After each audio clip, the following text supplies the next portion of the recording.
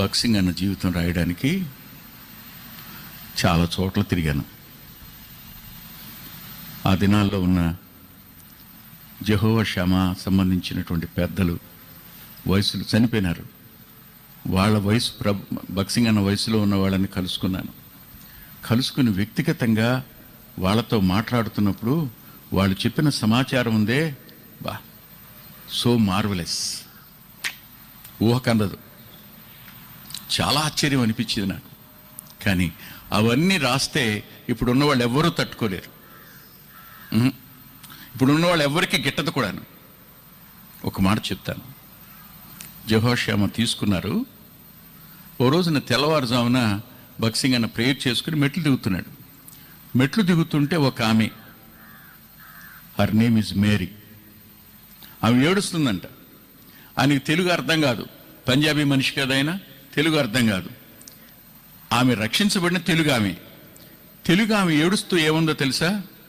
ఆమె మధ్యలో గుంటూరు, ప్రభువా గుంటూరు అంటుందంట. గుంటూరు అనే ఊరుందని తెలిసి ఈయనకి రెండో రోజు తెల్లవారుజామున మళ్ళీ మెట్లు దిగుతున్నాడు ఆయన. ఆమె ప్రార్థనలో, ప్రభువా భక్సింగ్ అన్నని గుంటూరు తీసుకెళ్ళవా ప్రభువా, క్రైస్తవులు చాలామంది ఉన్నారు, వాళ్ళందరూ అపరాధాల చేత పాపాల చేత చచ్చిన పరిస్థితుల్లో ఉన్నారు, బ్రతికినోళ్ళు లేరు ప్రభువా అని ఏడుస్తుందంట. She weeping, she crying. ఆయనకి రెండే అర్థమైంది, భక్సింగ్, గుంటూరు, రెండే మాటలు అర్థమయ్యాయి. మూడో రోజున ఆయనతో పాటు ఆర్ఆర్ రాజమణి గారు, దొరైరాజు గారు, ఎడ్విన్ శామ్యుల్ బ్రదరు, ఇంకా వీళ్ళు ఉండేవాళ్ళు. వాళ్ళని, ఆమెను ఒకసారి అడగండి, ఆమె ప్రార్థన చేస్తుంది ఏంటో అని అడిగితే వాళ్ళు చెప్పారు, అన్నా మీరు విన్నారా ఆమె ప్రార్థన? ఆమె గుంటూరుకు మీరు వచ్చి సువార్త ప్రకటిస్తే బాగుండని ఎప్పటి నుంచో ప్రార్థన చేస్తుందంట అన్నయ్య అని. సరిగ్గా అదే సమయంలో గుంటూరుకు రమ్మని ఒకరు అడిగారు, కాన్వకేషన్కి వెళ్ళిన వాళ్ళు. అప్పుడు గుంటూరులో మీటింగ్ పెట్టారు. గుంటూరులో మీటింగ్ పెట్టినప్పుడు జరిగిన సంఘటన మీకు చెప్పనా? తట్టుకుంటారా? 1 గంట అయిపోతుంది. ఇంతకీ నేను ఆంధ్రయ్య చేసిన పని దగ్గరికి రాలేదు. ఇంకా ఈ వర్తమానం రాత్రి కూడా మిగిలిపోయేటట్టే ఉంది.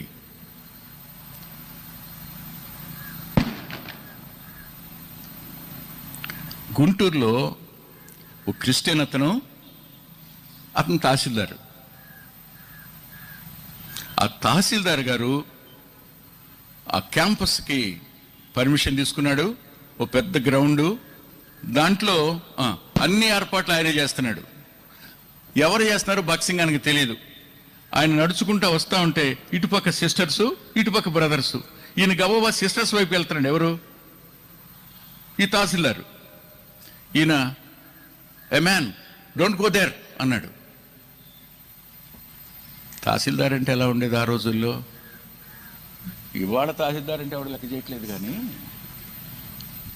ఆ రోజుల్లో వాళ్ళకి జ్యుడిషియల్ అథారిటీ ఉంది ఇప్పటికీ. అతను కోపం వచ్చి ఏ అన్నాడు. ఏ అంటే నెల్లి ప్యాట్ని కొట్టాడు చెమ్మ మీద.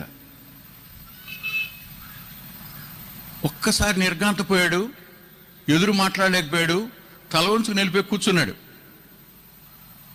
కాన్వకేషన్ స్టార్ట్ అయింది. వాక్యం చెప్పడం మొదలుపెట్టాడు. చెప్తూ మధ్యలో అన్నాడు, ఈ రోజున మారు మనసు, అది ఆదివారం, ఈరోజు మారు మనసు పొందిన వాళ్ళు ఎవ్వరూ కానుకేయొద్దు అన్నాడు. దెబ్బతిన్నాడు.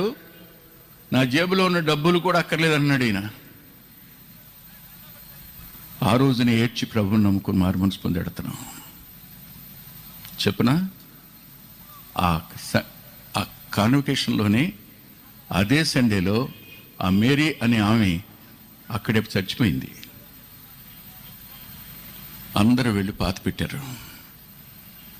అలా గుంటూరుకి సువార్త భక్సింగ్ అన్న ద్వారా ఆ రోజుల్లో వచ్చింది.